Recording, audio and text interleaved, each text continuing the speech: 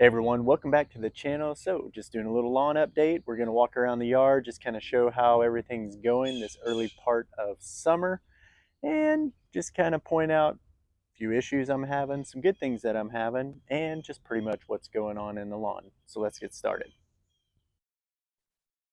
All right guys, so we're starting in the backyard. This is basically where we left off in the last video when we were talking about our flower gardens and stuff. You know, we put some pine needles in from that big pine tree. And I actually kind of like that look. It makes the color pop a little bit more, and it's free, so that's nice. Now I know it's a little obnoxious with the huge sunflower right here, and then we had some wildflowers that we threw in at the beginning, and when we weren't planning on doing a garden back here, just because we were thinking about doing some renovations.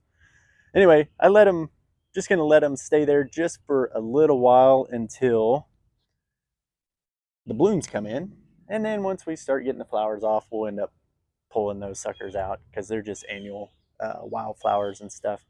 So, but anyway, that line looks pretty good. Now, talking about the yard's in okay shape. I tell you what, I think we got hit pretty hard with this winter. Another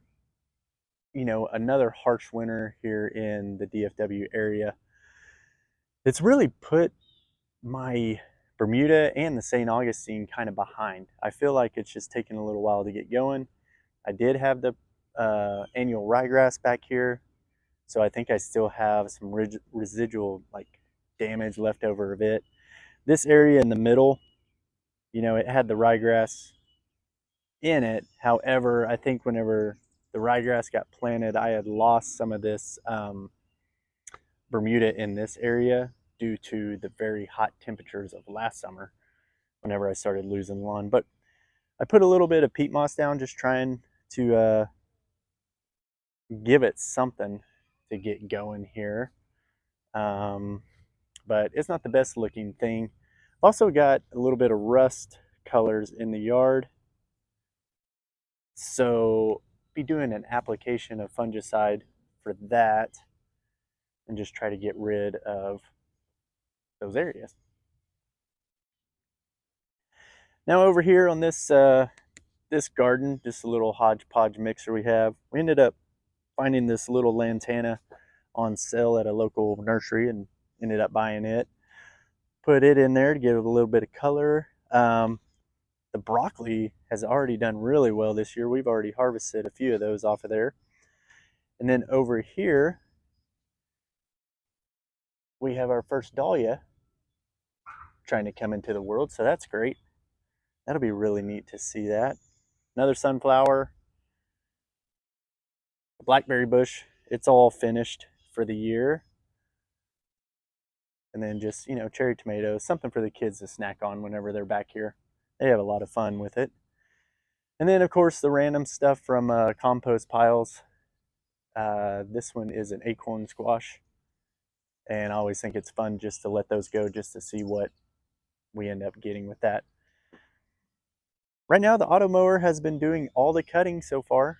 Again, we're in the month of June. I had to cut 8/10 of an inch right now with the fairway kit installed. So I raised it up a little bit this past week from 3/4 of an inch all the way to 8/10 of an inch. And the reason being is I think it'll start filling in a lot better if I let it go just a touch higher. This is all common Bermuda except for you can see how dark that grass is, and that grass, that's more of a hybrid style that came from a bag during an overseed project before I knew a little bit more about lawn care, because we had that old wooden deck that was in that area, and then over here was where that dead cottonwood tree was back in the day, and this was all dirt.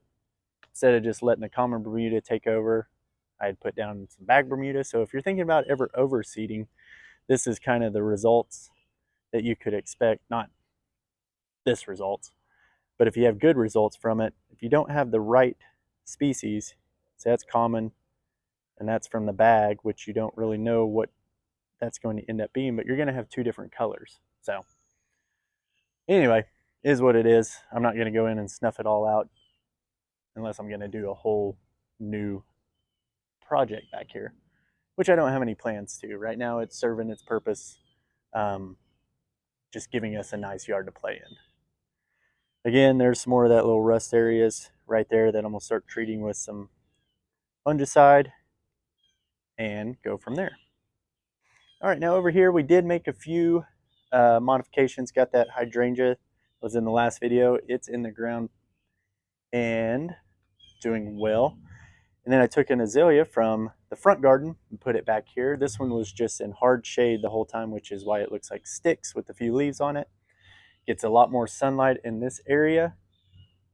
Now, as you can see, all the ryegrass that didn't get snuffed out that was in this area is now gone because we have hit high 90s, almost hit 100 the other day, and it has left the building. So if you remember last year, I took the plug, the Pro Plugger, something like that, anyway, and put in a lot of Bermuda plugs in this area just to try to get some of that Bermuda to fill in. Even took the tree, took some limbs off the tree, try to open up, get more sunlight in this area. However, I think this is about as good as it's really going to get. I don't anticipate this to really fill in because the shade is just a little bit too much. What used to be here back in the day was St. Augustine. So what I've decided to do is actually been taking runners, transplanting them along this fence line over here to let them run on down and start filling in the shaded area right here. Now, it's not going to look good. It's two different types of grass, I understand. However, the nice thing will be it's grass, not dirt, and it will grow here because I've seen it do it before. And it actually did really well.